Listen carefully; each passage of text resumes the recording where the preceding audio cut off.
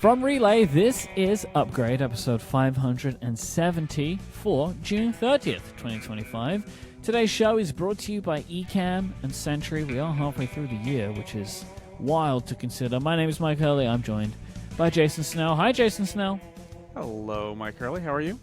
I'm good. I have a Snell Talk question for you. Oh, of course you do. Comes in from Sims, who wants to know, the viewers on YouTube know that you both wear eyeglasses day to day. What is your strategy for sunglasses when you're out on the summer of fun? Oh, interesting. Yes, on YouTube you can see we wear glasses because we wear glasses. Mm-hmm.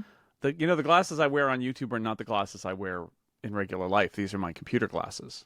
Oh, they are because they're less powerful. Because I don't need to see far, I need to see near. So they're like several steps. I don't know. I'm not an optometrist. Less powerful. I have a pair of prescription sunglasses that I wear when I'm out having the summer of fun. They're actually from Enchroma, which is, so I have to say I'm an influencer, and they sent me a pair of their sunglasses for this moment, I guess. But they make sunglasses and glasses, I think, but sunglasses for sure, that are color enhancing for people who are colorblind. And so I wear the Enchroma sunglasses out in the world, and those greens, they're so green. It's what, like, and occasionally I'll be like, oh, look at those purple flowers, those little red trees over there. Things that I would never say without those. So I have seen this happen in person. I have been with you where you have remarked on the color of something because you're wearing your sunglasses. It really, I mean, I'm not a scientist, I'm not a doctor, I'm not gonna tell you how they do it and whether what they do is real or fake or anything like that, other than to say that I feel like I notice color more. If you think about it, Jason, you're already wearing AR glasses. Right, they are. In a way, they are augmenting my reality. In a way, that is true. 100%. I do. My sunglasses are AR glasses.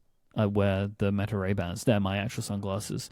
They're the first sunglasses I've ever had with transition lenses, because obviously I need eyeglasses, and I like them. It's interesting, really. So I went with the transition lenses because I don't like having to carry sunglasses and regular glasses when I go somewhere. But the problem is, the Ray-Ban frames are not the frames style that I would like to wear. Like, my eyeglasses are very thin metal frames.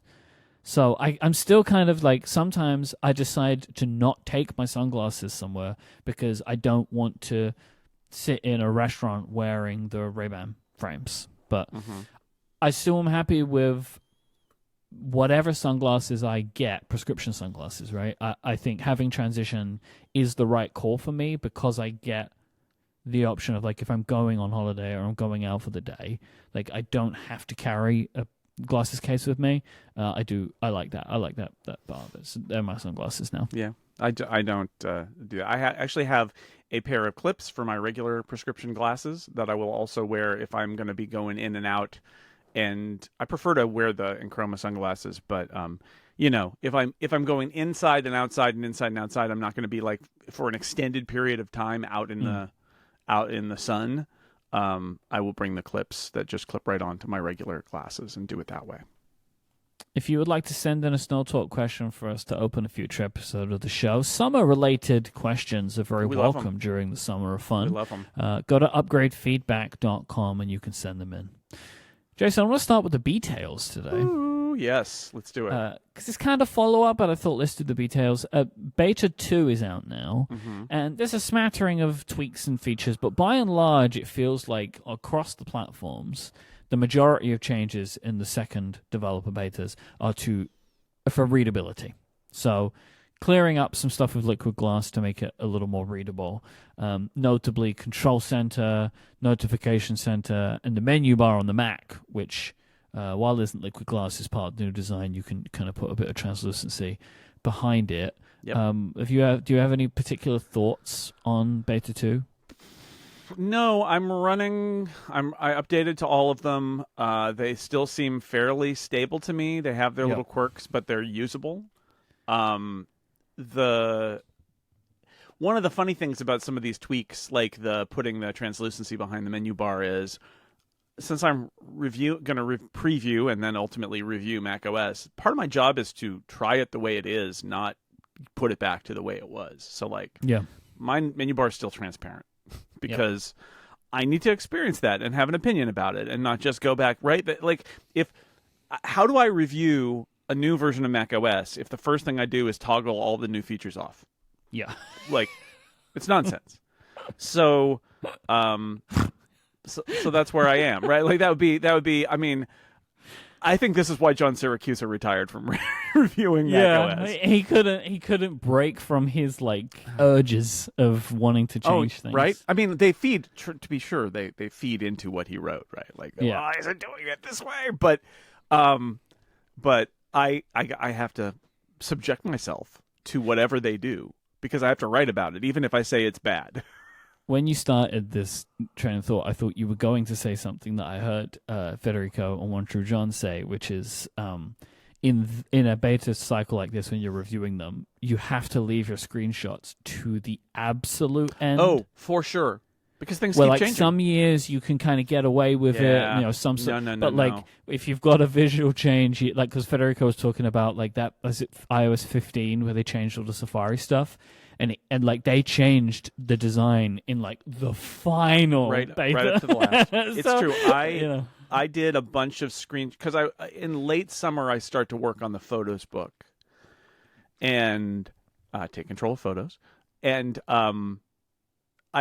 I will sometimes start taking some screenshots then of things I know, but I have absolutely been bitten with that, where I've taken the screenshots and then there's a new beta. I'm like, oh God, they moved that thing. Okay, well, you got to leave them to the end. That's true. But you also have to live with it. If you're going to write about a new thing, you can't just turn it off and say, it's bad, I turned it off. You need to live with it. And even if you come to hate it, you need to live with it. So I'm doing that, and I started writing my macOS preview, which will drop with around when the public beta is, whenever that is, I don't know. July, which is tomorrow, but probably not tomorrow. I hope not. It won't be right when, if it's tomorrow. I'll put it that way, because unless you want to read a review that's entirely 1,000 words about the menu bar, because I've written that part, but that's it.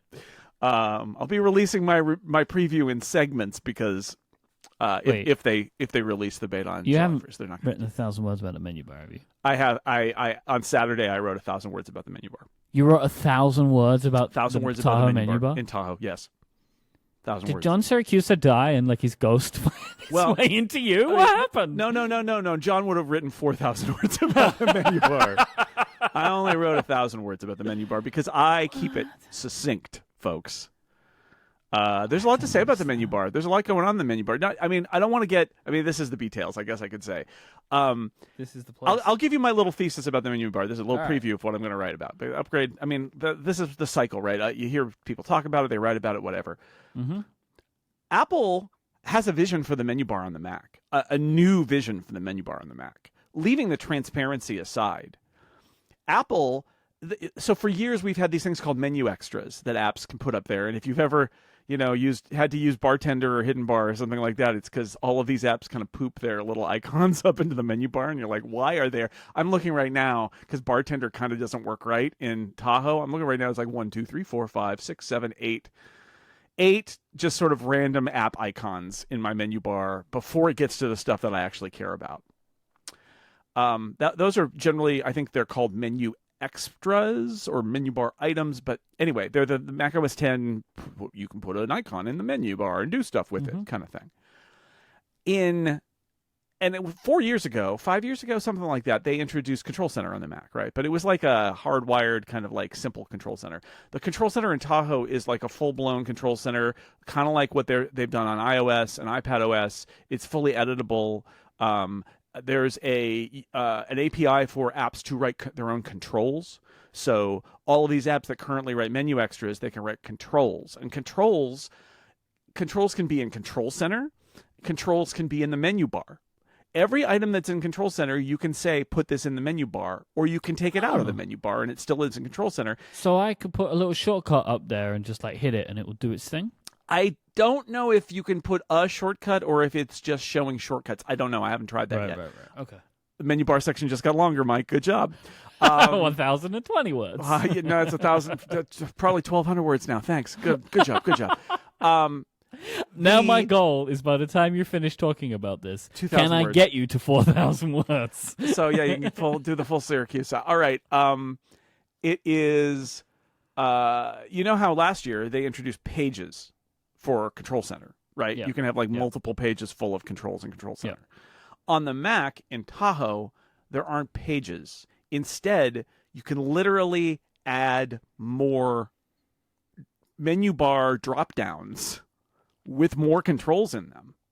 So basically what Apple is doing is it's building a completely like extensible framework for controls in the menu bar that can live in the menu bar or they can live in submenus. They're basically, I don't want to say they're Sherlocking Bartender, but they're kind of Sherlocking Bartender. In the long run, they're doing it in a different way, right? Where it's like, it's hey, a new instead API. of this just going across, it's coming down now. Well, you can do either, right? You can put them. You can say put this in the menu bar, or you can say I'm going to add this control to this new. And you give them. You can't choose any icon, but those additional pages of Control Center that are icons in the menu bar, you can choose from like 12 custom icons that they provide. So like, I could grab all of my iStat menu items that I have, and I could collect them up and put them in a drop down. Only if they're a control. See, and this is the thing why it's a transition, right? Is that menu extras, things, menu bar apps, things that run in the menu bar using the old APIs don't go in Control Center, but controls can. So iStat menus is an example where they might not want that. I mean, you can probably set iStat menus to be you can set iStat menus to be what it wants, but they probably don't want to be a control because they do so many kind of weird things. But like I've got so many of these things that it's just like we're just being present in your menu bar to remind you that we're running. I'm like, I don't need that, right? Like that could be a control. You could put that. So to my knowledge, you can't add non-control items, menu bar items, to Control Center. I don't think you can go that far. So this is a long-range plan by Apple. But I would say that with Tahoe, it's very clear what Apple wants to do with the menu bar going forward on the Mac. And it's Controls API and Control Center and multiple pages if you want them in Control Center in the menu bar, and items on the menu bar from Control Center if you want them. That's a fully functional, understandable concept for how the Mac menu bar can work. And that multi-page thing is great because you don't want a gigantic Control Center with everything in it. But at the same time, if you've got a relatively small laptop screen with a notch and then an app with lots of menu items, you're going to run out of space really fast. So having the ability to say, you know what, don't put Wi-Fi in the menu bar. But now my Control Center is a little cluttered, so I'm going to create a now playing or a connectivity page of Control Center that's a separate icon, in the menu bar for that stuff. Like all of that is out there, so it's really interesting. Again, there are some details that have to be worked out, and it feels like very much a transition because everybody's already got like menu extras. But I think you can just look at it and say, oh, this is what Apple wants the future of the menu bar on the Mac to be. And I think that's pretty cool. That's the equivalent of like 1,000 words right there. So congratulations, everybody. Yeah. Yeah, I mean, for me, like the tweaks that they've made, fine. Really the only issues that I have with readability with iPadOS is Notification Center. And it's still, they've made changes to it, but the notifications are still just too hard to read. And this might be a wallpaper problem, but their system needs to be better at working around edge case wallpapers. It's funny too because like I don't actually have a problem with the menu bar transparency. Maybe it's the wallpapers I tried, but in the Mac menu bar it reads okay. It's not glass, right? It's not a glass menu bar. It's like just not there. But yes, on iPhone and iPad you get into these weird situations where it's this light glass and they're not doing like I expected them to be doing more to put like to add a blur effect around the edges of the text so that the text edges are more defined so that they're more readable, or to add a little, like all the things that we do when we're trying to work in like Photoshop to do visibility issues, like do you put a stroke around the text? Do you put a shadow around the text? Maybe like a sharp drop shadow around the text. What do you do you have an algorithm that like I have seen this. I think Apple in some places is noting a lack of contrast between the text and what's behind it, and it does some very limited local dimming of what's behind it. It gets a little it's like a little shadow is cast from nowhere behind it, and you almost go, are my eyes playing tricks on me, because it's that subtle. But I think they are in some places actually doing that. So I'm surprised on one level that it's in places as unreadable as it is, but on another level, I feel like this is a solvable problem. You know, and it may be that Apple knew that this wasn't quite right yet, but they haven't come up with their official solution. I absolutely believe it's a solvable problem, but I think it's just going to take time and testing and feedback to get it to, you know, where it needs to be. Because you mentioned, right, like anyone that's ever made any kind of visual stuff knows that there's always a problem with this kind of thing, and there are so many solutions for it. So like I'm confident they'll get there. And I'll say again, and part of this is Apple's fault, because they come out with their announcements and they're like super confident, because why would they not be? They're Apple. It's great. It's all going to be amazing. The truth is, somebody designed this design, and then somebody else had to implement it. Mm-hmm. And you know what? I know I know that some people are like, well, they should have implemented the entire thing for developer beta 1. It's like, well, they didn't. They didn't. What we have now is not, I would argue, is not even entirely what the designers want it to be, let alone what they're going to get feedback on and realize that they've made some mistakes and they need to change. Part of what's going on this summer clearly is stuff like, it's very hard to look at macOS and not think that stuff just hasn't been implemented yet because it doesn't look right. It's very weird. And like, it's an ongoing process. And I'm willing to give them some slack now because it's not shipping. But you need to you need to implement the design and get all your changes covered by the time you ship it to regular people in the fall. Mm-hmm. But right now I have to do things like say, okay, this probably isn't how they intended it, and I can see some ways forward for them to address this. So let's file a feedback. Let's talk about those issues, and hopefully they're on it. I think that's all we can do. I know that these kinds of like personal anecdote things don't really mean anything, but it was just interesting to me, so I thought I would share. A couple of days ago, Deanna was using my iPad, like that has the beta on it. And she was just like, oh, is this that liquid glass? And I was like, yeah. She's like, it's pretty fun. And I was like, I agree with you. Like, she liked the way that things were lighting up, like, you know, like the luminance thing. Yeah. And so I went to show her, I said, I want to show you the thing that I think is the most fun, which is the text selector. You know, that if you move your finger around, it's like this water droplet. She's like, oh, that's really cool. And I was like, I agree. It is. That's what really they're going cool. for. Yeah.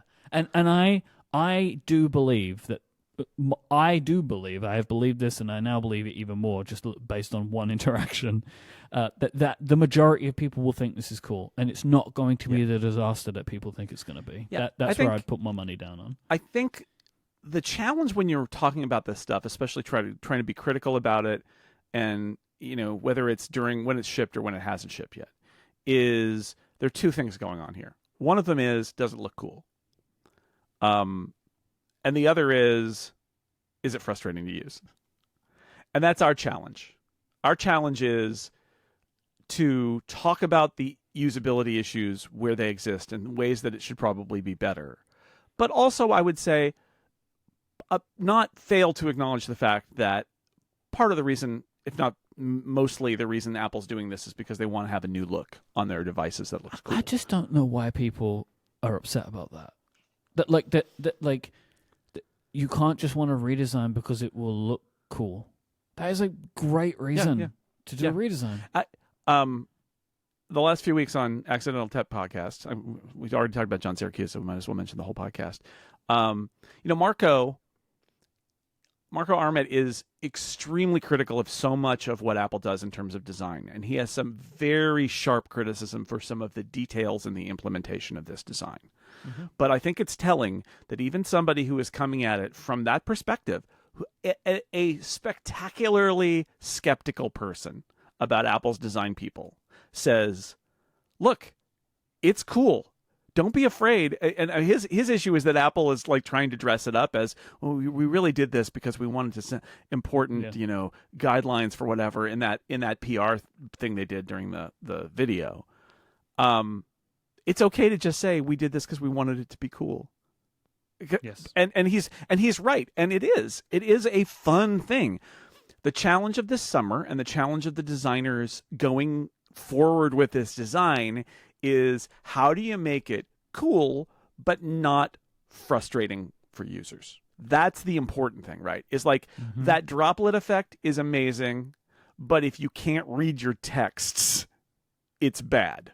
So you just have to and that's, I think, where we come from. But I'm okay saying I think it's cool. I think I don't think there's a right design. I do get the vibe from some people, and you may have seen this too, that some people have the opinion like, well, this is just the wrong design. I don't think there's a right design. There are lots of designs you could do. And I will say, I think you can make a very functional, easy to use design that was ugly.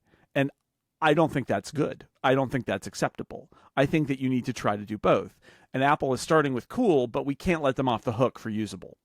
I do think it's fun and cool. Not so much on the Mac yet, although I occasionally find a thing on the Mac that I'm like, oh, that is fun.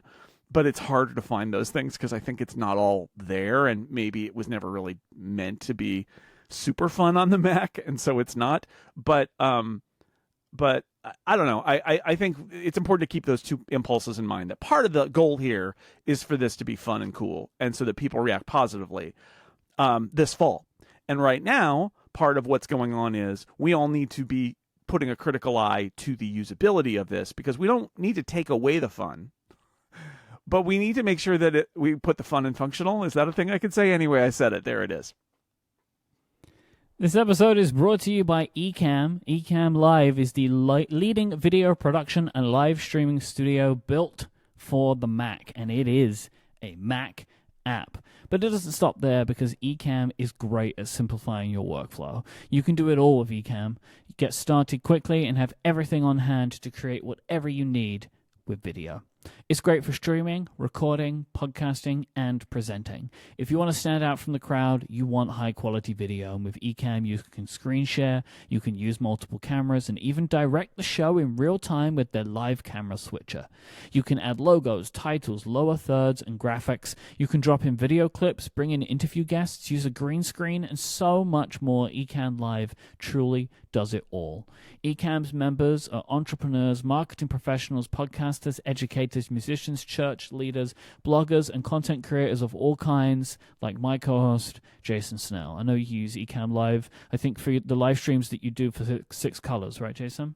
For Six Colors and for Total Party Kill on the Incomparable, we use Ecamm Live, and I love it because it's a Mac app, and I used a bunch of the open source apps that are okay, but on the Mac they're kind of slow and they're kind of weird interfaces. And Ecamm Live is just such a pure Mac app. It just everything about it feels like it does it the Mac way. And you might not notice that if you hadn't waded through 2 or 3 different open source cross-platform apps, which are great because they're functional, but they're not they're not using that you feel like you have to learn everything from scratch, not just how to do the live streaming, but also how on earth do these apps work. Yeah, every time you click on something, you're like, well, what will this do? And on Ecamm Live, I never had that feeling. On Ecamm Live, it's using all the Mac metaphors we know, and so if your brain understands how Mac apps work, you will understand everything about how Ecamm Live works. And I can stream 4K live to YouTube, or actually to multiple, and I can pull in Zoom people and make them their own cameras so that I can control them, so I don't have to screen capture a Zoom window and carve it into little pieces, which is what I used to have to do. It's just, it's really great. Yep, if you're on the pro level plan, you can enjoy Ecamm for Zoom, where you can automatically send Ecamm's live audio and video output into a Zoom meeting, webinar, or event. And also, you can add up to 8 Zoom participants as camera sources in your broadcast or recording. You can automatically create individual participant audio and video recordings as well, and add Zoom chat messages to your broadcast or recording as text overlays. To get 1 month free today, just go to ecamm.com/upgradefm and use the code upgradefm. That's a whole month free of Ecamm Live at ecamm.com/upgradefm with the code upgradefm. Go there now and check it out. Our thanks to Ecamm for their support of this show and Relay. Rumor roundup time. Yeehaw! This first rumor, it's a returning rumor. It's a rumor rebound. It's a rumor I can't believe rumor-rang. it. I don't understand it, and I want to talk to you about it. I'm excited to talk to you about it because I'm kind of at a loss with it. So I understand it. I understand it. This is, I mean, again, we've been here before. He's taken, like, he pulled open a drawer and moths flew out, and then this rumor came out. Maybe. That's what happened. There's a detail that's weird. All right, Ming Chi Kuo Yes. is reporting that Apple is working on a new entry-level MacBook. I was like, okay, yeah. Powered by the A18 Pro. Excuse me? Yeah. So, Kuo is saying that this is set to go into production around the end of this year. You have a 13-inch screen, the same that's on the MacBook Air, potentially with colorful cases. Now, the colorful cases part on a MacBook, we've been here before, right? We thought we were going to get that. We didn't get that. It just never happened, yeah. It just never happened, right? It's like it was the obvious thing. It's like, hey, look, iMac. Imagine the message being sent to people who want a colorful Mac laptop that you can get it, but only if you use an iPhone chip in your Mac. All right, so here's the thing. I don't understand. I don't understand what this product is. I don't know. Like, I mean, it's the MacBook, right? Yeah. Right? But like this, why is it 13 inches? This is the rumor that started with Apple's making a Chromebook, remember? That was what the rumor started. And I think what we all decided is that if this is true in any way, what Apple is doing, and I would say at this point, again, we can say Apple seems to be, Ming Chi Kuo knows enough that I'm willing to say Apple seems to be exploring what they need to do to make a cheaper laptop. Yeah. Right? How do they get below the $999 MacBook Air? Now, one, do they want to do that? Two, is this an opportunity, especially in the current economic environment, to slide a new computer in at $999 or $899 when the MacBook Air may be going up in price? Interesting. Right? If everything goes up in price, it allows this you might not be cheaper. It might not be, or it might only be slightly cheaper. But like, how do you do that? Also, I got to say, given that Apple took the MacBook Pro and did like a totally weird other MacBook Pro at the low end, which now resembles the regular MacBook Pro, but for several years, they did that low-end MacBook Pro that was basically like not a MacBook Pro, but they called it that. I wouldn't put it past them that this could actually be a MacBook Air, just not as good. But they'd still call it a MacBook Air. But if and they did would it in have a bunch an of A18 like Pro. iMac colors, wouldn't that be like really weird? It would be, although it's possible that they could have those colors on the MacBook Air too, right? Like it's possible that they could do that. But another possibility is this is a MacBook and it's going to be whatever, $799 or future equivalent of a couple $100 under the MacBook Air. And I don't think it's unreasonable. I think the MacBook Air is Apple's most popular laptop, and I think the fear is if you offer people a cheaper laptop, they'll buy that one instead. And you've just lost $200 on every sale that you would have gotten otherwise. I think that's a possibility here. But again, we don't know what the environment is going to be, the sales environment. And they may feel like there's a product to be put under the M5 MacBook Air, which would seem, or even the M4, which would seem like overpowered in a lot of ways, that would be usable. And I'm sure that the A18 Pro, it would be usable as a low-end Mac chip. Part of the problem with Apple Silicon right now is that even their lowest-end computer is incredibly powerful.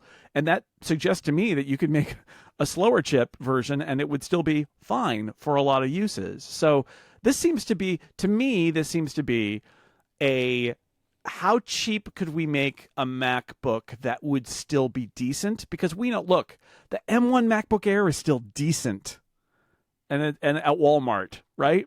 And like we've said before, we said when we talked about this rumor before, it can't stay around forever, right? It's an M1. It can't stay around forever. Well, maybe this is the replacement for that. It is like, how do we make something really cheap that we can sell at Walmart and elsewhere, but like really cheap? And so that's like a 13-inch screen, but not a great one. You know, although the MacBook Air one isn't great. It's fine, but it's not great.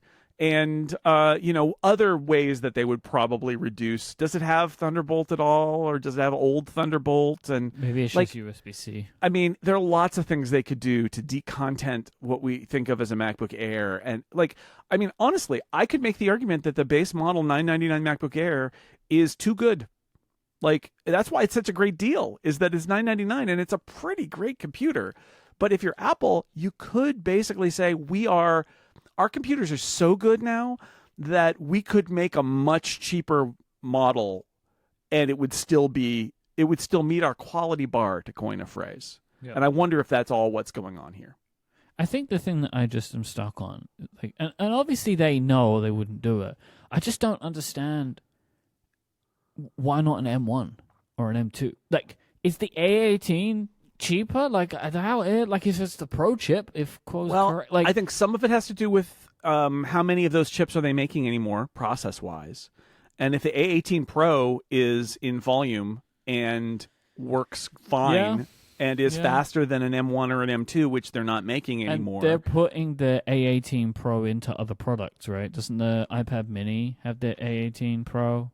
I think it does. As A17 Pro. So, but a similar thing, right? Because I remember there was maybe the A14, that chip stuck around forever because they're putting it in the Apple TV and they're putting it everywhere.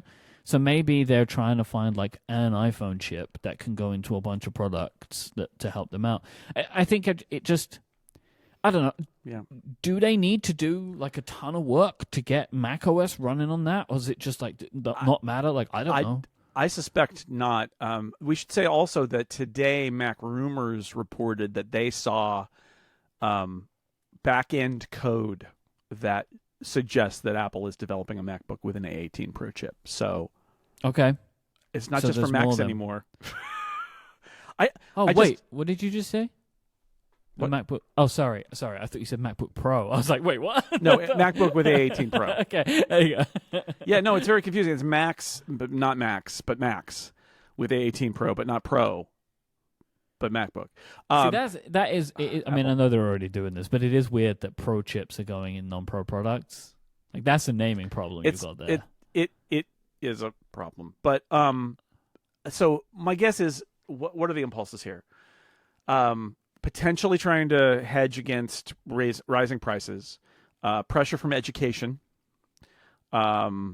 success maybe down market of something like the Walmart MacBook Air, a feeling like their lowest, they could lower the bar, that their bar is set too high. I guess I'd put it that way. That the base model MacBook Air now is so good that there's probably room for a product below that. And what is that product? And the older, and this would be my next issue, chip issues, right? Because of chip issues, I think there are some previous chips that are not available to them anymore, right? Because of the transitions with the 3nm process and older legacy nodes going offline, that they may have some issues simply around that. And we don't have a lot of visibility into that, but I do think that to a certain degree, Apple makes decisions based on how many chips they've got, what their profiles are, and where they're coming from. And so you put all of that together, and this investigation makes sense. Now, does this product make sense? I don't know. I mean, this report from Ming-Chi Kuo suggests that maybe they've decided it is something that makes sense. I don't know. Again, we can make an assumption that this is just going to be called MacBook, and it's going to be cheaper than the MacBook Air, and it's going to be not as good because it's got not as good a processor. I think that is the most likely scenario. But again, it's also possible that this is just going to be the new low-end MacBook Air, because they did this with the MacBook Pro, right? They had that weird MacBook Pro. So I want to put that out there too. I like the idea. I do wonder, I imagine the argument inside Apple was, we sell so many of base model $999 MacBook Airs that are we going to undercut ourselves? But I think the counter argument would be, yeah, but we also sell a $699 M1 Air at Walmart, and it's fine. It's reaching an audience we can't reach. And maybe our education partners will be really happy about it too. And if they can make it with similar margins, it doesn't really matter, right? If you've got a $999 product and a $799 product, but the margins are closer together, then maybe it doesn't matter. Yeah, I think I think you've come around on a point that I wanted to make too, which is that I don't think they have a problem with cannibalization because they have that cheap. There is a cheap Mac that exists out in the world in a very easy to get place, right, in Walmart. Yeah. And so I think that maybe they've seen such success with that, or they've seen enough success with that, where they're like, why are we giving Walmart any of this money? We'll make a computer that is that price or fits that area, and we'll sell it, and we'll make all the margin. Oh, I've got another one for you. Yep. I don't know enough about this. This is a shot in the dark, but I'll throw this in there too, which is they might be able to make a lot of this product in the USA. You know, I had this thought, and I wanted to make it as a joke. Well, but I don't know about maybe, right? I don't know about the maybe. A18 Pro, but if you can get, I'll just say that the reason I thought this is I know that TSMC in Phoenix, Arizona is not going to be on a cutting edge node, right? But it's going to make older chips that Apple can use in some of its products. And I thought, well, so maybe not the A18 Pro. Maybe that is premature because that is on a cutting edge node, I think. At least it's cutting edge right now. But like I could see that this products made on older chip technologies are more likely to source chips from the US than they are to source chips on the cutting edge from TSMC. And you might be able to build them at least in part for the U.S. market in the U.S. So I'll throw that out there. That's just a wild idea. I don't know if that's actually borne out by anything, but there's a lot of weird stuff going on, and I do think it all comes back to the fact that Apple's lowest bar for the Mac is there's probably inefficiency there, right? Like it's too much computer, even at $999. It's kind of, I mean, it's not too much computer for computer nerds and pros and stuff like that, but like for regular people who need a laptop, it's overkill. I mean, it is the M4. That's why it's such a great deal. So maybe if you're Apple, you're like, maybe we could make a lower end computer than the low end MacBook Air. Maybe that bar is set a little too high, and we could lower it, and it would still meet our standards. I think if they do this, it should be a MacBook. I know that saying the MacBook Air is the the most popular. There's a reason for that, right? Like, it's a great computer, and the MacBook that they tried to make, the 12-inch MacBook, was a failure for a bunch of reasons. It was not enough. And there's nothing wrong with the brand MacBook. It's a good brand. Yeah. And so I think that they could do this. It could be called the MacBook. People would understand what that means, right? Yeah. It's not like, oh, well, I don't want the MacBook. I want the MacBook Air. Like, no, I don't think that would be a thing. I think people would be like, people like Apple laptops. Apple laptops are great. This one is a good price. It comes in pink. Like, I'll go for that. Because the problem with the MacBook wasn't the brand. It was that it was like $1,300 or something starting price. And underpowered. And not good. But like the underpowered part meant something to us. But the price was what would have. That price was also bad. No, I mean it was a double whammy, right? The price was bad, and the quality was bad. Even though the shape of it was cool, and that's what we all like dream of. I don't think this would be the 12-inch, right? The rumor is the 13-inch. I don't think this would be a super thin light. I don't think they want to do that. No. Maybe eventually they want to do that with the Air again, but not with this. I think you would purposefully make this not as thin and light as the MacBook Air, so the MacBook Air still makes sense. Yeah, it might even look more like the M1 MacBook Air. Who knows? Yeah, maybe. Although, or it might. I mean, honestly, it might look a lot like the MacBook Air, but maybe it's a little thicker. You know, who knows? Who knows what they would do? Because that's the new design language. But these are all the decisions. I think one of the probably least exciting decision-making processes at Apple would be what technologies did we consider base for the Mac that we now are going to rip out of this thing to get it down in price. That would be kind of a soul-crushing kind of thing. But that's the argument of, like, we could lose Thunderbolt. And people are like, oh, lose Thunderbolt. And you're like, you know what? If you want Thunderbolt, don't buy a computer for $699. And fair enough. Even if people be like, but you could get a PC laptop with Thunderbolt for $699 or whatever. And it's like, so what? You can't do it on the Mac. If you want that, pay $999. Get a MacBook Air. Like, look, I got to tell you, this customer doesn't care about Thunderbolt. I know. They want USB-C, and it will have USB-C, and they'll get everything they need from USB-C. Yeah. And maybe not MagSafe. Maybe it just does regular charging with USB-C. Maybe. Yeah. And it'll be just, basic. But the fact is, a lot of people, that'll be enough. Ming-Chi Kuo also published what he sees as the timeline for Apple's various AR and VR products. I'm going to list all this off. Some of this seems way too far out into the future, where I feel like Kuo's really got a good handle on it. Like I'm inclined to think that his reporting is correct on this MacBook, even though it seems weird to me because he's saying it will go into production soon. Yeah. But there's stuff in here multiple years away. So, M5 Vision Pro spec bump for 2025. Okay. Vision Air, lower spec, entering production in Q3 of 2027. 40% less weight, using plastic and magnesium instead of titanium and glass. It will have fewer sensors and be powered by a Pro iPhone chip. Maybe the A18 Pro. You Sure, know what why I mean? not? We'll find out. Yeah. Second generation Vision Pro in production in the second half of 2028 with a new design. It will have a, quote, Mac class processor. I think they currently do anyway. Cheaper and significantly lighter. Then smart glasses. First set in production in Q2 2027. Bad news. Yeah, I know, right? That was supposed to be late 26. Yes, bad. Multiple frame options, voice control, gestures with the cameras and audio. If that is true, that's not good.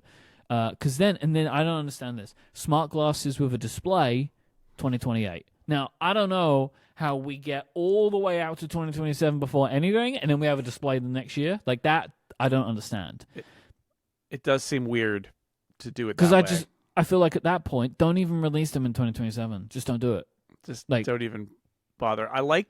So what I like about this is the gestures thing, because that suggests that Apple's going to do, even with glasses that don't have displays, Apple's going to import some of the gesture recognition technology that it's got from Vision Pro, and I kind of like that. I like that idea that you could actually like tap your fingers together, or whatever it is, things you could do that would allow you to control those devices without talking to it or tapping on the side of your head or something. That's interesting. I don't know. Yes, I agree. The most disappointing thing here is get your AirPods glasses out sooner. I feel like they should have had them out, already, but then like by the end of the year. But then the rumors from Mark Gurman were like more like the end of next year. And now Ming-Chi Kuo is like, no, how about the middle of the following year? It's so disappointing. And on the Vision Pro front, all I can do is continue to nod at the Vision Pro stuff. It's like, you just look, everybody's impatient, but you just got to work through it. It's hard. The software is progressing. The hardware is really cutting edge, and it's hard to improve it. So taking that M2 version out of production and putting an M5 in, fine, great. But like what you need is the two things that they are apparently, according to Kuo, working on, which is a cheaper, lighter, lower spec version and a second gen version that will also be cheaper and lighter, right? Because that's what you really want. Is you want in 25 later this year, whatever, like, yeah, well, we just swapped in the M5 for the M2 and the Vision Pro. It's like, okay, whatever. But like, if in 27 they're like, here's the Vision Air, it's $1,000 and it's not as good as the Vision Pro, but it's way cheaper and lighter. And then in the next year they're like, and here's Vision Pro 2, and it's $1,500 or something, $1,750, whatever it is, and also lighter, then they're headed in the right direction, right? That's all I want to see with the Vision products is make them cheaper, make them lighter, and ideally make them better or keep them as good as they are now, but for way cheaper and lighter. Like, find a good mix there. So that's all good. It's just on the smart glasses front, I'm just disappointed that they got so. It's like with ChatGPT. It's like they got so caught flat-footed at the success of the Ray-Bans, I think because they were scoffing about the Meta specs or the Snap specs, that they're like, haha, those are dumb. And then Meta did theirs, and they're not dumb. And that maybe they had to overcome that, and now they're way behind. And again, it's not a mission-critical product. The frustration is they have all the pieces to make that product already, and they just haven't made it. Yep. And then now they got the Oakleys too. Like, yeah, Meta just keeps pushing it out there. Mm-hmm. This episode is brought to you by Sentry. Okay, founders, it's time to be honest. How much time is your team wasting on debugging? If you're like most startups, could be too much. Your team should be focused on shipping features and making your products better, not chasing down bugs. And that's where Sentry comes in. It's a real-time error monitoring and tracing platform. So you know exactly when something breaks, where it happened, and why. No more 1 a.m. Slack threads or digging through endless logs. And here's the game changer. Seer, which is Sentry's new AI debugging agent. It's like hiring an engineer who already knows your entire code base. Seer finds the true root cause 94% of the time and can even generate merge-ready pull requests plus optional tests to prevent regressions. The bottom line is you ship faster, your team isn't drowning in bug alerts, and instead of grinding through logs, your developers are back to building the product. I know lots of developers. I know we have lots of developers in our audience. Lots of my friends are developers. I know that what developers want to be doing is working on new features. Like, that's where the fun is, right? You've got a new thing you want to implement, something you really care about. You don't want to be drowning in bug reports. Like, and also as well, like, there is a creative work to it, right? Where you've shipped a thing and you want it to work, and if it doesn't work for people, it's like, that hurts. So you want to be able to fix it as soon as you can. And that's what Sentry can help you do. I think this is really awesome. Anything that can help people get back to the work that they want to be doing, that's a big win from me. The good news is new users get 3 months free of the team plan, which covers 150,000 errors. Click the link in the show notes or go to sentry.io and use the code UpgradePod. That's SENTRY.io and the code UpgradePod. You can find the information in the show notes and click the link there if you want to. Our thanks to Sentry for their support of this show and Relay. It's time to lawyer up. Clunk, clunk. I'm Summer so of sad. fun. I'm so sad that we're back here, but here we are. It's can't- DMA time, everyone. Here we go. You can't spell summer without EU. This is a great point. That's a really, really great point. This may be, I'm going to start off by saying this may be the most complicated set of rules that Apple has produced. Yeah. In relation to the DMA, which is truly saying something. Apple issued a post on their developer site that includes at the end links to several PDFs, including lengthy legal terms. And then the last link is, if you would like to talk to Apple for 30 minutes about how this affects your business, click here to schedule it. And I thought anything that ends with the offer of a 30-minute long consultant to With talk Apple? talk about what it all means is complicated. So what I start by saying, we are undoubtedly going to get some details wrong. Yeah, because we're gonna try hard. This is the best we can understand it right now. It's developing and changing, and I did a lot of work today, like 2 hours work, going through articles and links and finding FAQs.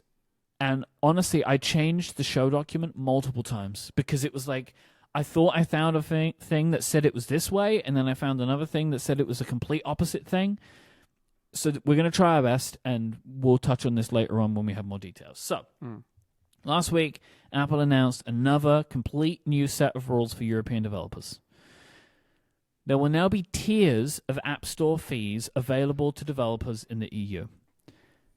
And this is point one. Is this just for developers in the EU, or is it if you distribute in the EU? Good question. I think it's for apps. I think it's specifically for app distribution in the EU. So can an American developer yes, I think this is the same with last DMA. Yeah, an American developer can opt into their EU distribution. Yes, so this will count that way too, I assume. Developers using the App Store as it is today start off by paying 13% to Apple instead of 30%, or 10% on the small business program. That's just the starting point. More comes later.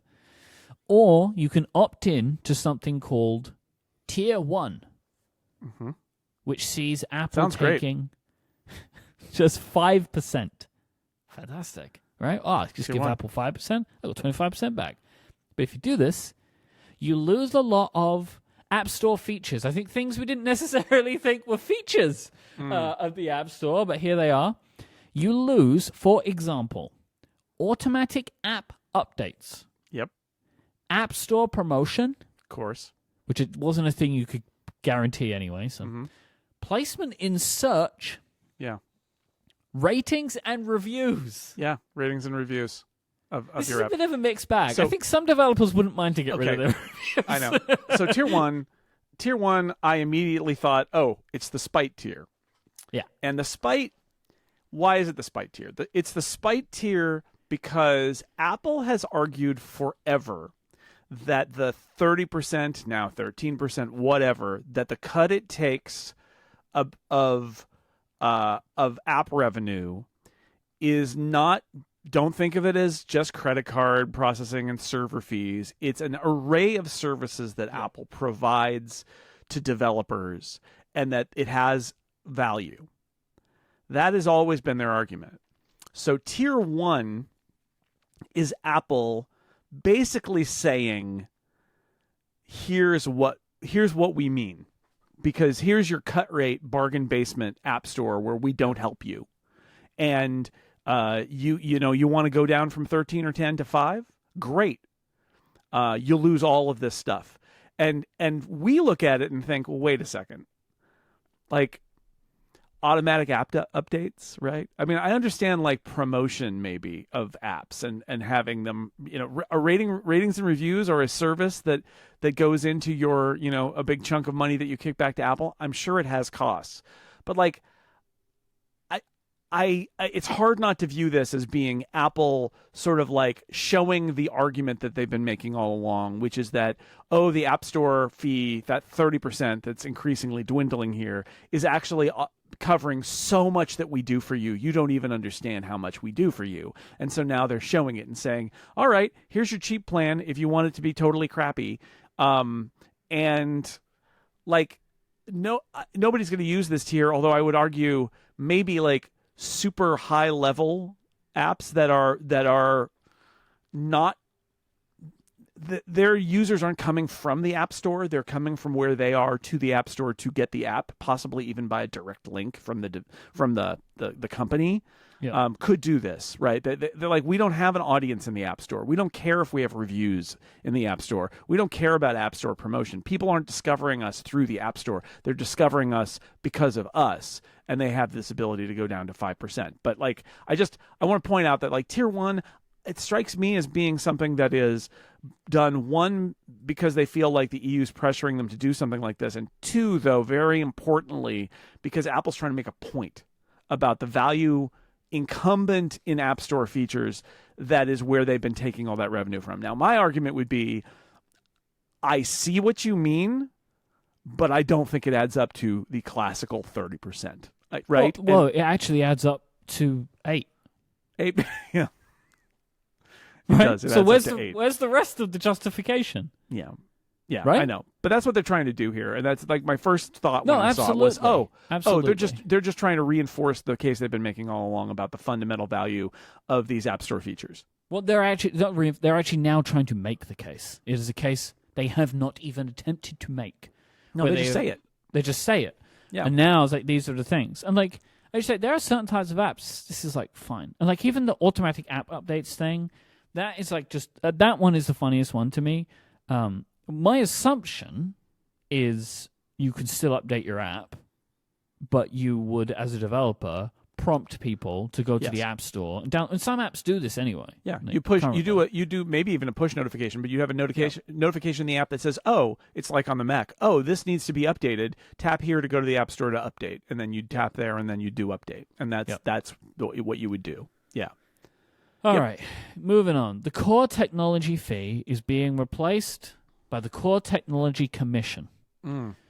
All developers selling goods via external payment will pay 5% of sales. Now, that is the line that I have changed multiple times today, because some readings of this suggest all developers will pay this, but I don't think that's accurate. It's all developers selling goods via external payment, whether in or out of the App Store. Whether in or out of the App Store is, I think, how I read it too. Of course, if you're a nonprofit or whatever, you're not charging, and so you aren't covered by any of this. But this is the old rule was 50 euro cents per install above $1 million per year.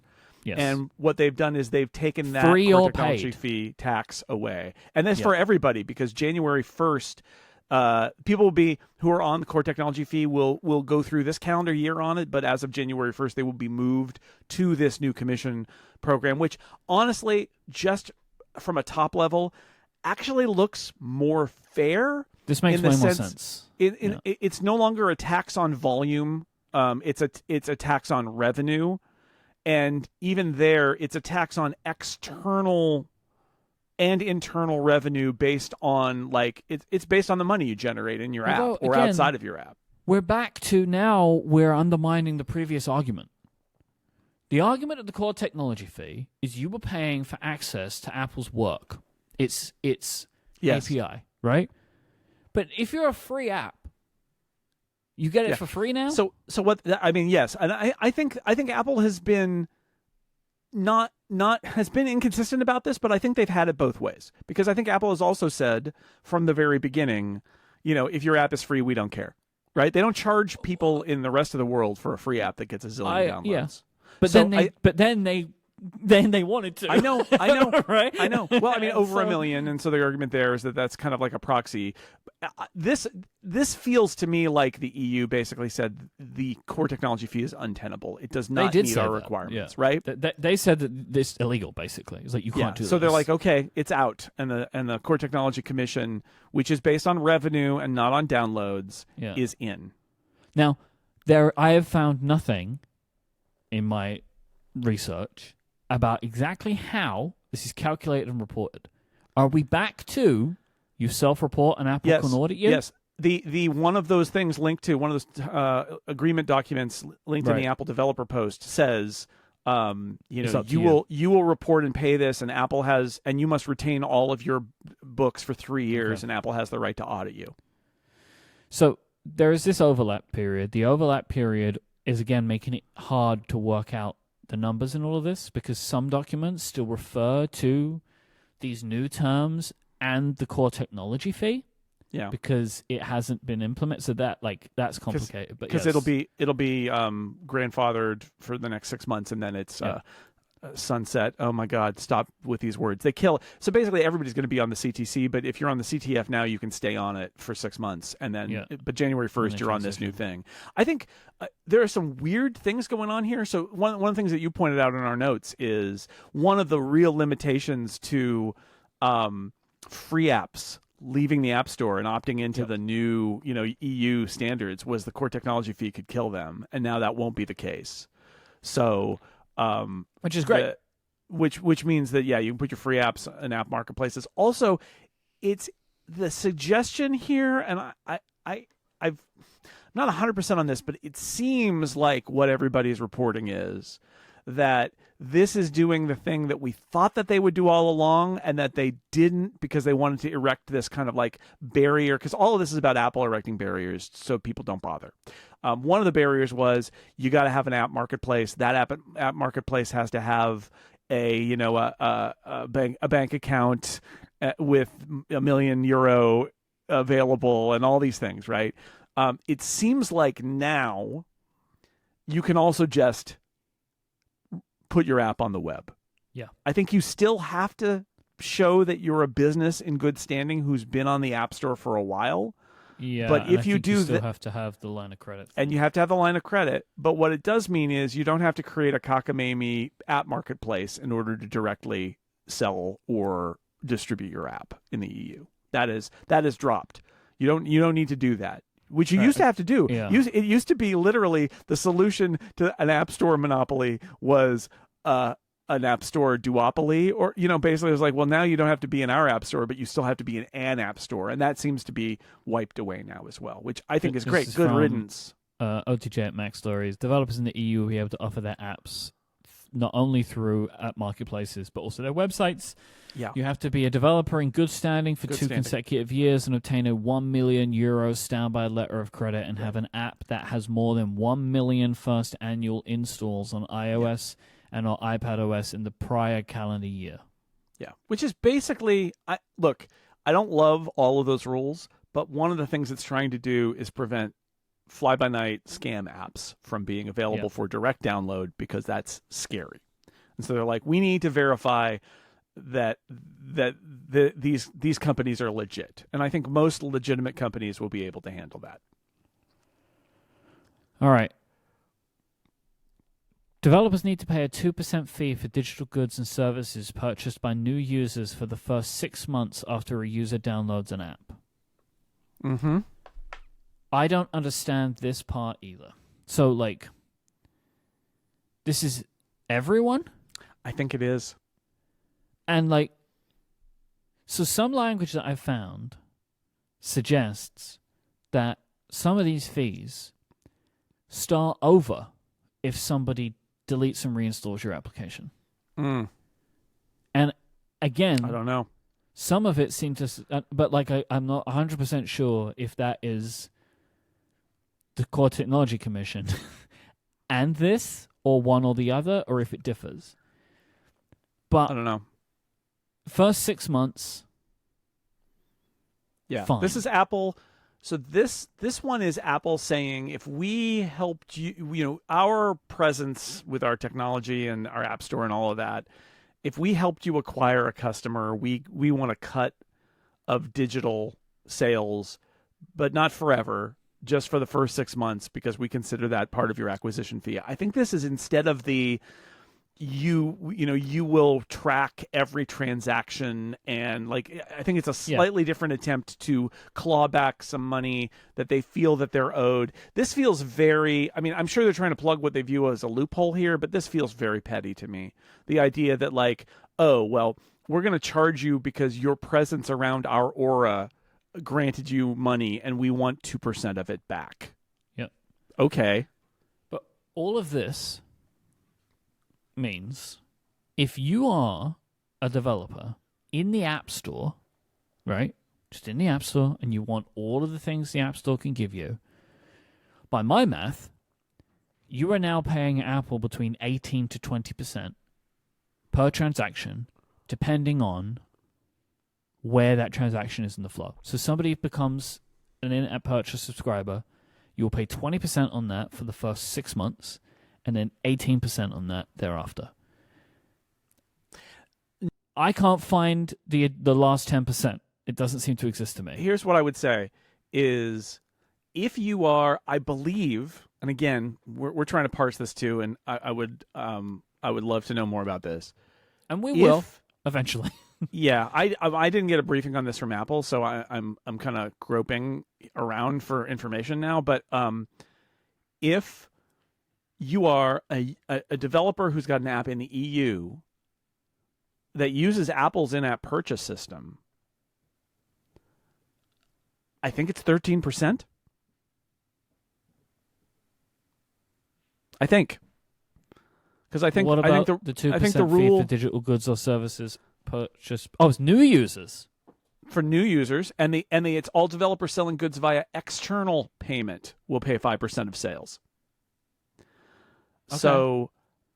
So it may be okay. It's between 13 to 20%. It's somewhere in there. It's all over the place. But I think basically what they're trying to do is say we have set a level that is based on the services we provide, and then above that we have a set of optional services you can choose or choose not to use, and the calculations are different. Which reads to me again very much like this seems to be more in the spirit of what the EU is trying to get them to do all along, which is to say you could choose 5%, you can choose 20%. It depends on how you want to go. We're not going to make you choose. If you want to stay with Apple, we'll have these terms. If you want to sell somewhere else, the terms are different.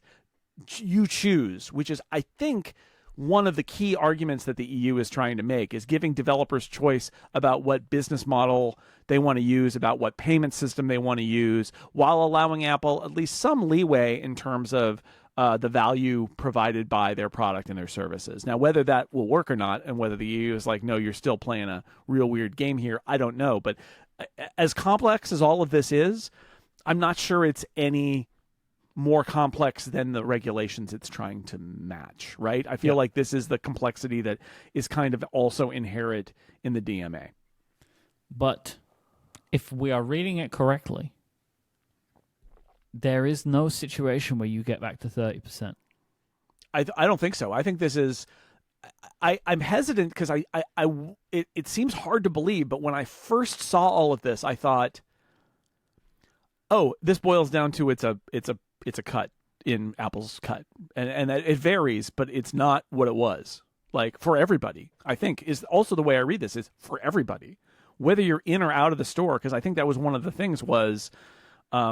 They said that, like, I think it's like in January or something, like these new rules get applied to everyone. Like, yeah, they're just I think applied so. to everyone. I think so, which means that I think that was one of the issues was Apple was holding your Apple account, developer account in the EU hostage by saying you keep the existing terms unless you opt into these new terms, which have a lot of issues with them. And it seems like, again, correct me if I'm wrong, but it seems to me like now there's just one set of terms for everybody in the EU. Yep. When they sell apps there. There's no like mortal sin you have to commit in order to then sell your app. Like now it's just like, these are the terms. Whether you're in or out of the App Store, these are the terms. And if you want to be out, there are some other terms. January 1st, 2026, Apple plans to move to a single business model in the EU for all developers. For all developers. And then it goes on to talk about when we do that, we get rid of the CTF, which is why you wouldn't have wanted it before, because that was what happened to you if you took it. We get rid of that, or in the CTC. The CTC applies to goods or services sold by apps distributed from the App Store, web distribution, and/or alternative marketplaces. Right. So the CTC is where Apple has a sliding scale based on in-app purchases, essentially, right? Or digital goods or services. So basically, what it also means is your app price, if you're selling an app, is cut a lot if you're selling an app direct. And then if you're doing digital unlocks, even if you're in the App Store, like that's where Apple adds on. So which again, I think is part of the regulations, is basically like if you want to use Apple's transaction engine, you pay a fee. If you don't want to use Apple's transaction engine, you pay a fee. So we'll see how that goes. So let me see if this question and answer helps, or I don't know if it will, but we're just trying to give as much as we can here. Some of the FAQs on this. Will I need to pay an initial acquisition fee, or store services fee on subscriptions that began before I added the entitlement to my app? Auto renewals of subscriptions that began before you included. If any, no, this isn't helpful. I'm just I mean there is some of that things. The existing customer relationships count and aren't taxed. If you've got an app already installed, the clock doesn't start again. They're not considered a new install. They are an existing install. There's a lot of detail here that I don't really want to get down in. It's complicated.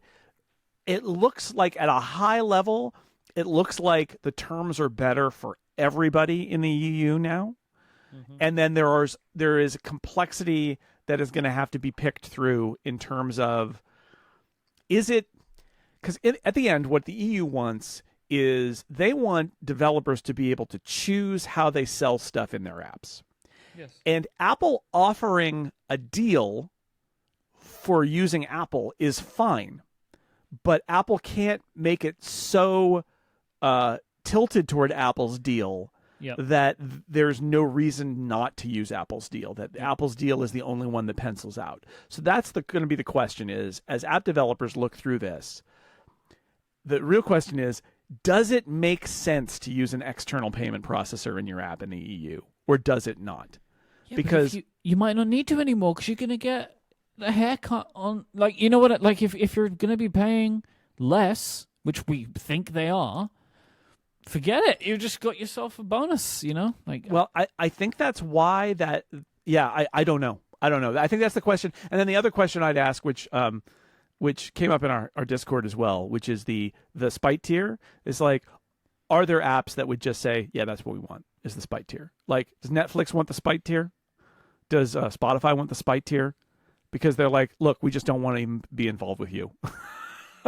You provide no value to us other than we want our apps on your platform. Maybe I don't know, but that, because I feel like beyond what we've already outlined here, it really is going to come down to individual developers wondering about how it affects them and seeing how they react to it. It's an interesting idea. It feels more in the spirit of the DMA than the old one, even though it's incredibly complex. The DMA is incredibly complex too. It leads to more complex behavior. Beyond that, I can't tell right now whether an average developer of an app in the EU would say, "Oh, great." We should say something that I don't think we mentioned is all of those steering things that happen in the US seem to basically be baked in here too. Like links aren't like one link with a scare sheet that doesn't impart any data. You can have tracking parameters. You can have more than one URL. Like all that stuff is in there too. So that means that they could use that same thing in the EU that they have to use now in the US. I don't know, though, if the Core Technology Commission applies to linking out. I think it does. So that's not exactly the same as America, right? Because currently in the States... There's nothing, You don't have to pay them anything. Right. So it's not exactly the same, but they've made that part better, that if you do choose to use alternative payments, so you can actually do it in a way that makes sense, which you kind of couldn't under the previous DMA rules. So I see the argument that this is very complex and confusing. It is. What I would say is the important thing is how it works in practice for users. Yeah. Like business is complex and confusing. Multinational, international markets business is complex and confusing. I don't think, and because of the EU regulations, the EU regulations don't say, "Hey, Apple, just lower your rates." That's not what they say. They say you need to create an environment where you are treated fairly, but you also allow other players to give you competition. It's actually quite complicated. And Apple's first pass at this, I would argue, and I think a lot of us would argue, was a little disingenuous. They were really trying to sort of like be spiteful and say, we're going to follow the letter of the law, but not the spirit of the law. And the EC said, sorry. That's not, you need to, what we actually are asking you to do. You need to do that. And this seems to be much closer, if not that, it's closer to that. Yep. So what, in the long run, I'm not concerned so much about developers dealing with the complexities of this, because that's like cost of doing business stuff. It's not great, but it happens. My question is, in the end, does this make the user have better outcomes, better choice? Is that part of this better? And part of that is also like, does this help the developer's business model by creating competition, or does it not? And these are things I think we have to wait and see. Yeah. And I don't know how long we need to wait. I don't know. I don't know what we're waiting for. Next year? I don't know. There's a lot. Are we going to get more guidance? Yeah. I don't know. Do we have to wait for someone to cross their fingers and walk into this? Like, I have no idea. I think people are going to do that, and I think we'll get some stories out of it, and then we'll start to understand this. Because I think you really need to see an array of developers of different sizes making decisions to see what's going on here. And again, the complexity of the rules isn't what concerns me.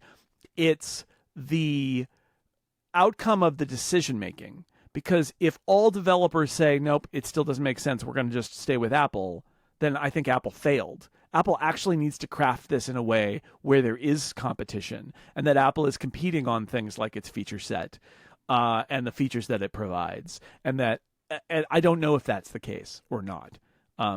We'll have to watch and see. And the thing that I've mentioned a bunch of times is just the thing that I'm most interested about is like, if my calculations are correct and the maximum amount that they're charging is like 20%, well, then what? Right? Like, what about everywhere else? Yeah. So this is I don't know. If Apple have been asked to put a value on their services and they have come to that number, then what? We'll find out. Right. I don't know. Well, maybe we won't. I have no idea anymore. Here is know. a recurring theme of the Lawyer Up segment that is a great way to end for this is, never forget that every other region, every other country, every other regulator in the world is extremely aware of what Apple has built for various laws or court rulings in the case of the U.S. Everybody else is extremely aware of that.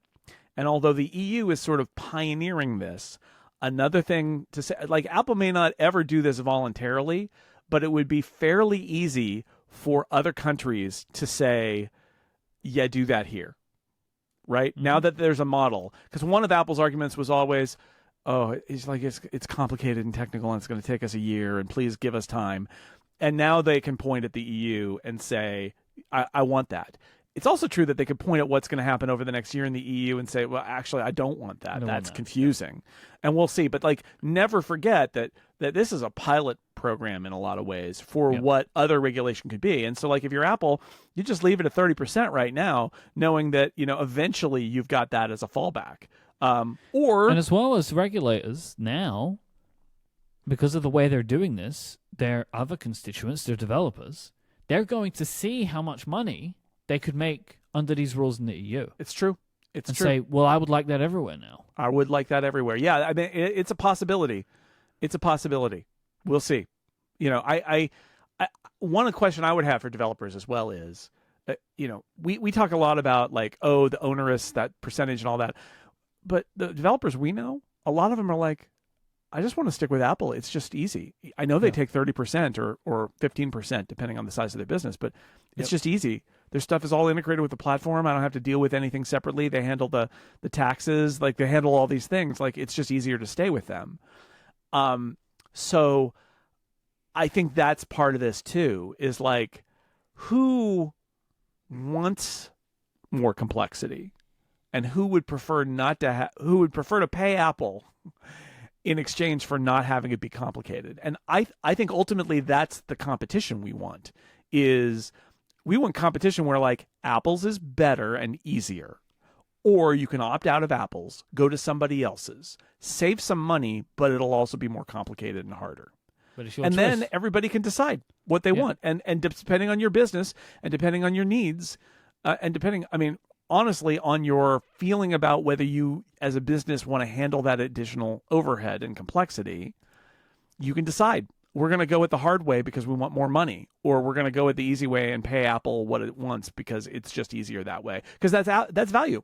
When Apple makes it easy for you, that's not empty. That's value. When somebody says, I just want to use Apple's payment system because I just don't want to be bothered going through the complexity of implementing something else and in certain markets, et cetera. Like, I just don't want to be bothered. Like, that's not a phantom. That is value, actual value that Apple is adding because they built this thing up and they've taken care of all of these details and it's easy. And so some developers are probably going to opt for that, but we'll see in the EU how it makes them feel. If you would like to get longer ad-free versions of this show each and every week, it's incredibly easy. Just go to getupgradeplus.com. You will hear no more advertisements in the show. The show will just be one beautiful set of content. It just goes the whole time, carries on from topic to topic. It's beautiful. You wouldn't even know. We just continue. The show just goes on. No ads, no interruptions. You don't have to listen to us at ads. Hey, you don't have to skip them. I know some of you are skipping them, but you don't have to do that. You don't have to grab your phone out your pocket anymore. And you will get to feel good, because then you are giving money directly to me and Jason. And isn't that nice? You like us, right? It helps. Wouldn't you like to give us some money every month or once a year even? And if you do it once a year, you get it cheaper. We give you. We help us, we help you. You know what I mean? You give us some money once a year, you get a little bit of a discount on it. It's lovely. And we do extra stuff. Extra stuff. Every week. There's a whole segment that only Upgrade Plus members get. Yep. It's very easy. GetUpgradePlus.com. You get a ton of other benefits of being a Relay member, but the biggest thing that you get to do is support this show and get more content for yourself. GetUpgradePlus.com. We're going to finish out today with something fun, because it is the summer of fun. Despite all evidence. I will not have it any other way. It is the summer of fun. It is. I went to the movies. I went to the movies. Yay. For this show. Spoiler-free thoughts and reviews of F1, the movie. Mm-hmm. I just wanted to talk about it. I wrote a little review on the train home after going to see the movie. I saw it in the IMAX in London, which is just one of those absolutely behemoth-sized screens. It's one of the cinemas where they can show the 70mm prints. I saw Oppenheimer there. Yeah. I will see the Odyssey there when that comes. Right, like Sure. it's what one I prefer. There's a cinema chain here called Everyman, which is the closest we have to the Alamo experience. This is not a great like cinema. Like the concessions and the seats and stuff are not great at this IMAX, but the screen, the sound system is incredible. And seeing this movie, huge screen, huge loud sound system. That's the way to see this movie if you're going to go see it. I would say try and go to the biggest, loudest screen that you can. You will appreciate it because this is just straight up action movie, right? It is like action movies that they don't make anymore. You know what I mean? Well, unless they're made by Tom Cruise. That's who makes these movies. Like this is not your big, heady Oscar contender. This is straight up action star in a fast car. Going fast, and sometimes crashing them. And that's what you're getting. And you know what, Jason? It's just what I wanted. This movie, I loved it. I loved it. I will start off by saying, you may say to me, Mike, I'm not a fan of F1. I don't understand it. You don't need to. They do a really great job of giving you everything you need. You get all of the context, right? Like, do you understand how... Like if you've watched Top Gun, you don't need to know how fighter planes work. You don't need to know that before you see the movie. Point. You don't need that for F1. Like they do a really good job of explaining in dialogue and in commentary and in like TV reports, right, of what is happening. It's very well done. They learned this from Drive to Survive, I think, where like Drive to Survive gives people enough context to learn how the sport works. And they brought some of that mentality into this movie. What you get is fast cars shot with great cameras. It's incredible. The story, so simple. It's ham-fisted. It doesn't do a great job of representing everyone. It does a bad job of representing some people, but it gets the job done. Like, for what they're attempting to do with the story, it gets the job done. The performances from everyone are good. You know, everyone does a good job. There are, of course, things that if you're an F1 fan that just aren't correct or like they stretch reality. But I expected that. But what I got as a fan of the sport is they treat you with respect. Like the sport is revered and treated with respect. And that I really appreciated. I loved this movie. I really recommend you go see it because it's just a good time. And it's performing well so far. It had a $144 million opening weekend. Yeah. It's a big open. So it's doing well, right? Which is great. Now, all of the, you'll see lots of reports, right, that like, okay, but it's still got to make like $700 million to break even. Like with the way that they think about these things, you take your budget, which is anywhere between 250 and 300, depending on what you're asking, and you double it and then some for the marketing. And Apple have done a lot of marketing. But I've seen some other reporting which makes perfect sense to me of like, well, you're judging Apple with with like the existing film model, which is not.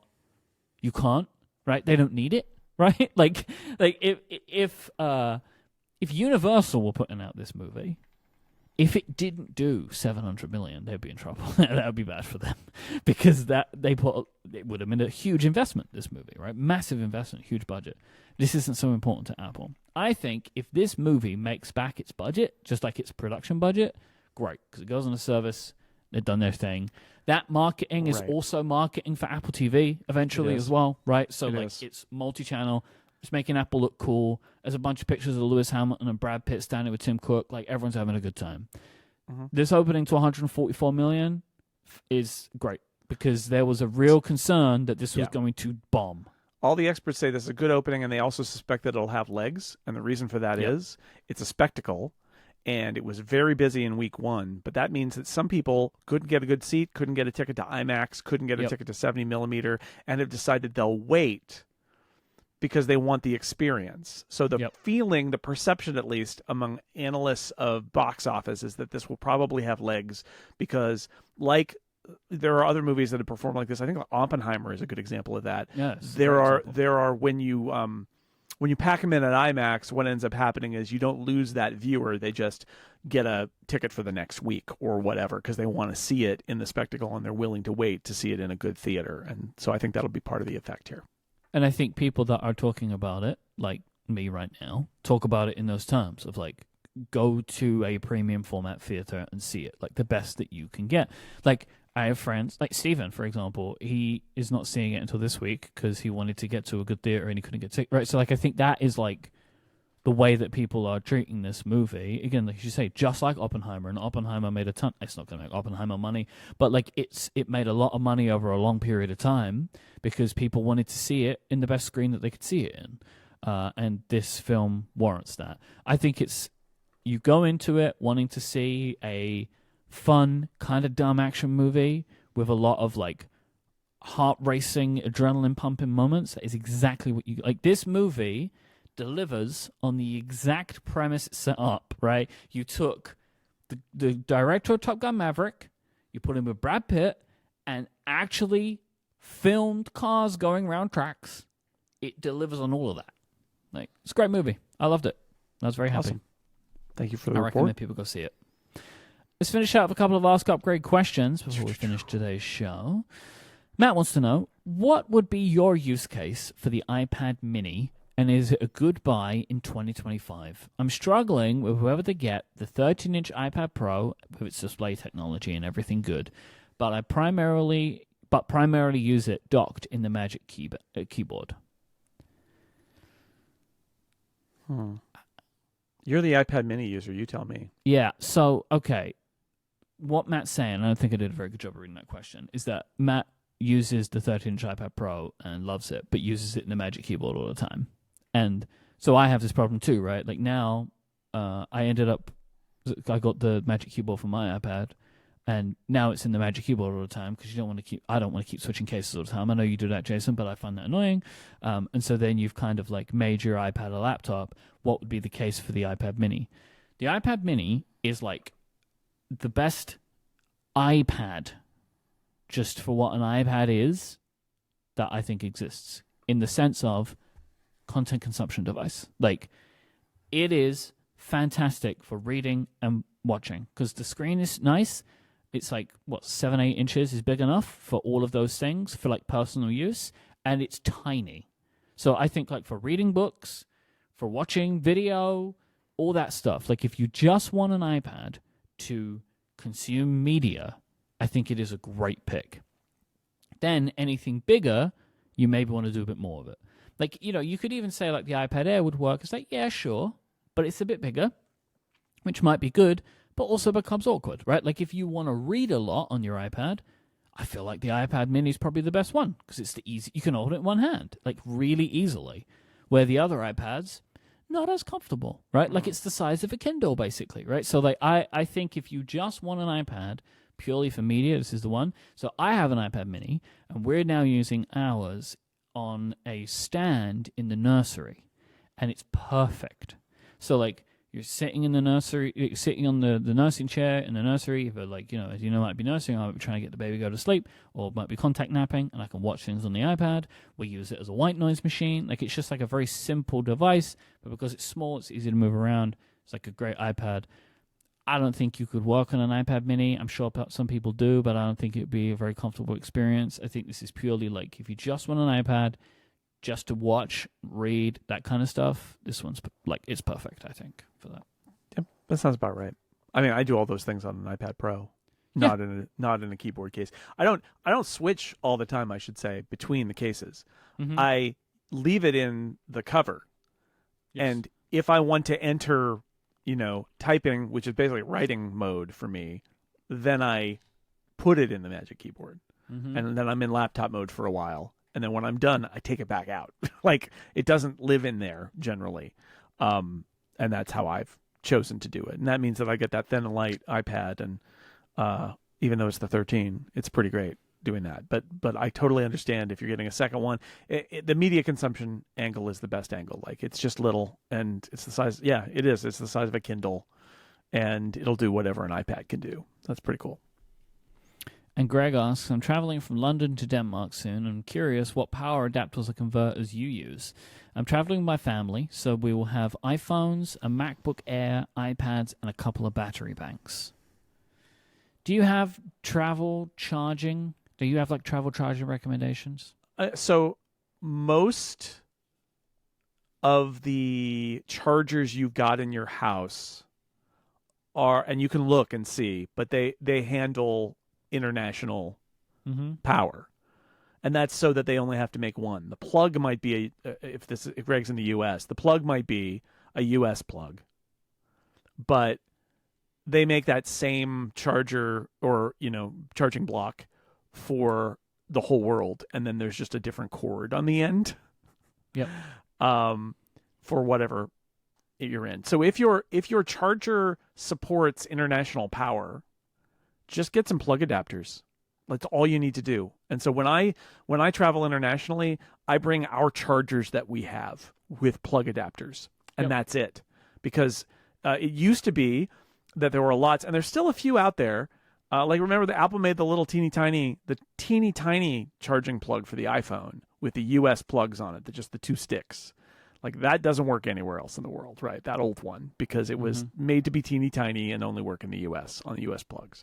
But and check before you do this, but almost any modern tech product's charger is going to be international, and all you need to do is like go on Amazon and buy a 3-pack of little plastic plug adapters for wherever you're going, and it all works fine.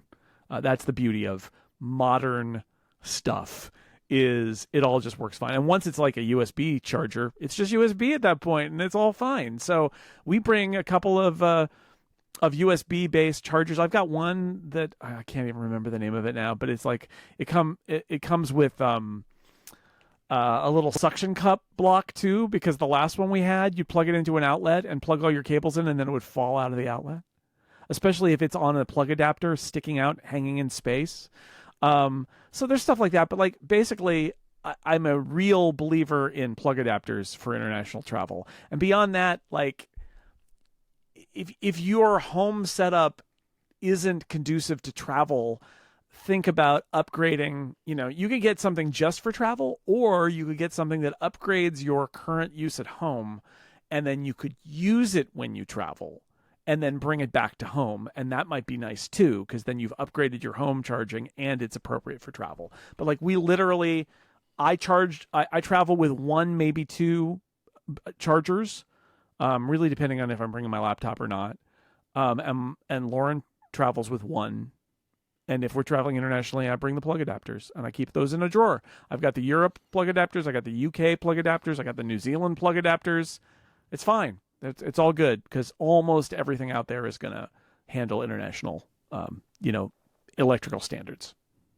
I'm going to make a specific set of recommendations for like a travel kit, but I do want to add on what you're saying. One thing that I will suggest to people traveling to the US is, if your country has larger plugs, like we do here in the UK, using like the adapters that you can buy in the airport sometimes doesn't work for you, because the plug's going to fall out the wall because it becomes too heavy. Right. So in that scenario, you want to try and get one of the charger type things that Jason's mentioning, where you can pop the heads off.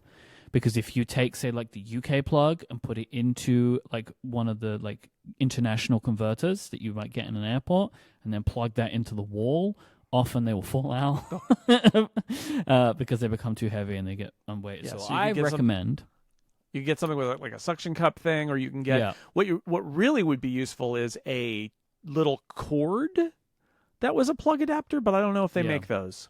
Some companies do, where you change the cord. But my recommendation is twofold.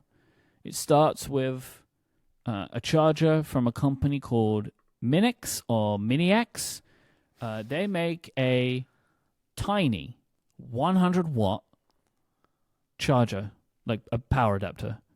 It comes in the box with a selection of international plugs. Right, sure. just comes with it. When you get 3 USB-C ports, 2 that can do up to 100 watt, 1 that does up to 20, and a USB-A port. You take one of the USB-C ports and you plug into it something like the Mophie 3-in-1 travel charger. The Mophie 3-in-1 travel charger will charge your iPhone, your Apple Watch, and your AirPods. Then you have another 3 USB ports available to you to charge other devices. So when I travel, I take this one thing and I can charge everything. Because you can have this one little bedside thing where you put your 3 main devices. Then you've got 2 other USB-C ports that you could have to charge an iPad, to charge a laptop, and then you also have a USB-A port to charge something else. These 2 products are my recommendation for any travel, and so you should check them out because I think they're good. All right. If you would like to send in your question for us to answer in a future episode of the show, or you also want to send in some feedback or follow-up, go to upgradefeedback.com. Thank you to our members who support us with Upgrade Plus. We're going to talk about the F1 push notifications, I think. I think so. A little bit more in Upgrade Plus today. Go to getupgradeplus.com. If you want to find us on video, you want to see what eyeglasses we're wearing, just go to YouTube and search for the Upgrade Podcast. I would like to thank Ecamm and Sentry for their support of this week's episode. But most of all, thank you for listening. Until next time, say goodbye, Jason Snell. Goodbye, Mike Hurley.